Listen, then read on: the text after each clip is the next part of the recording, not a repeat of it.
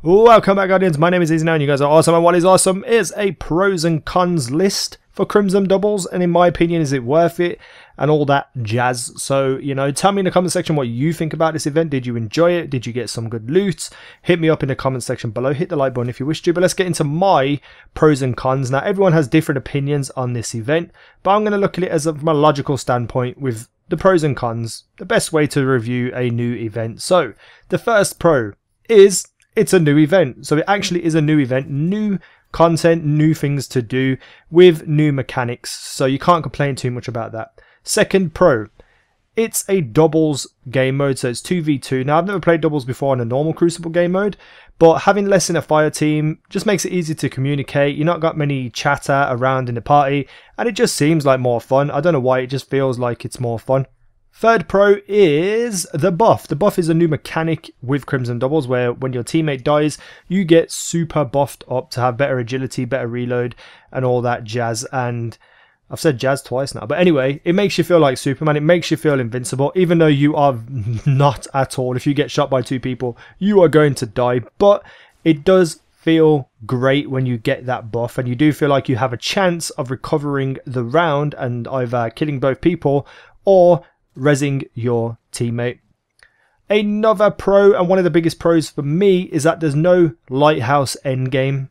Like, it is an elimination game mode, it is competitive, but you don't have to just rely on winning every single game. You can play just for the sake of playing, and even if you lose, it still feels like fun when you're playing with your partner. The next pro comes straight off that. It feels like a more rush style gameplay. Now, I don't know whether this is totally good or totally bad, but I'm a rush down type of player. I just want to run in and get some kills.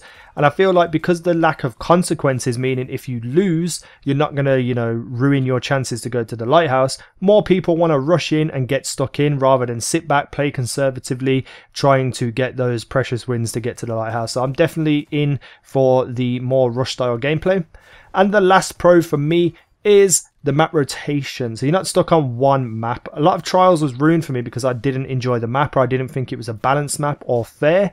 So I'm very happy that the map rotates and just gives you a bigger variety while playing. Now onto the cons list, and the first two cons list are specific to Crucible itself, not just Crimson Doubles. Number one, lag. Even though I haven't seen as much lag in this event than I'd see in Iron Banner and Trials, I still have experienced it a little bit, and it's a little bit off-putting, but you know, it's better than it was, but it's just not good enough yet. And the other con is year one weapons, meaning you're going to run into those fawns and all those other weapons we thought we got rid of, and it can be quite frustrating. So those two cons are Crucible specific rather than Crimson Doubles. So let's move into the con list specifically for that. First and foremost, whoever wins the first round usually ends up winning. Because of the special ammo change, whoever gets the first round down and collects the ammo usually has a massive advantage for the rest of the game. So that is a big no-no for me. Next up for the cons list, we have not enough loot. 2 shaders and 2 ghosts just is not enough, and on top of that, their rare drops and the RNG defense value is hard to get anything that is actually useful for yourself. Another con that I have is that it's only a 1 week event, understandably because it's based around Valentine's Day, but something like this should be in the game all the time. The next biggest one for me, and I do mean this is the biggest con for me, completely 100%, is that it's only PvP.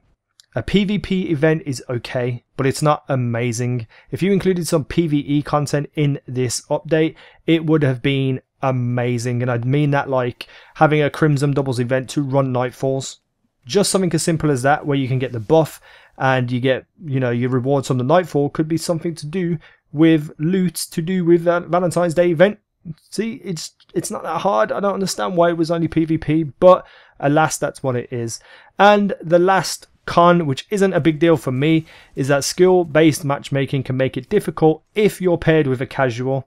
Now, a casual meaning someone who doesn't take their KD seriously, doesn't take their skill seriously, just enjoys playing. If you are the person who enjoys to be really good at the game, you're going to pair up with really good players while your teammate could be not as good as you. giving you a massive disadvantage, to be honest. Luckily, I don't care about skill in this game. I play it for fun, and my partner is the same as well. So we were running into evenly matched people, even people who were a lot better than us as well, but it was still fun for us. So those are my pros and cons. Now, is the game worth grinding? Absolutely not. 100% it's a waste of time to sit there and grind out the games over and over and over again, thinking you're going to get some amazing loot, because it's going to take a very long time and you're going to become very frustrated.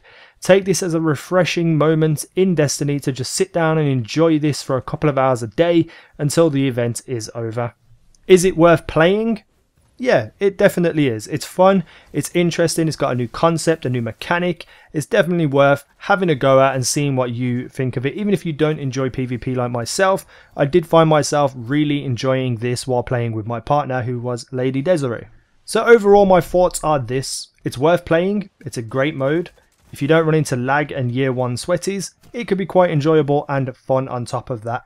If you get the complete opposite, it's incredibly frustrating. But a lot of that frustration is taken out in the fact that there is no end game like getting to the lighthouse. Getting to the lighthouse was a massive thing for me, and why I got so angry while playing Trials, because the most random crap would put me off my 9-0 win streak. But if I lose in Crimson Doubles, I'm not really that concerned, as long as I had fun while doing it.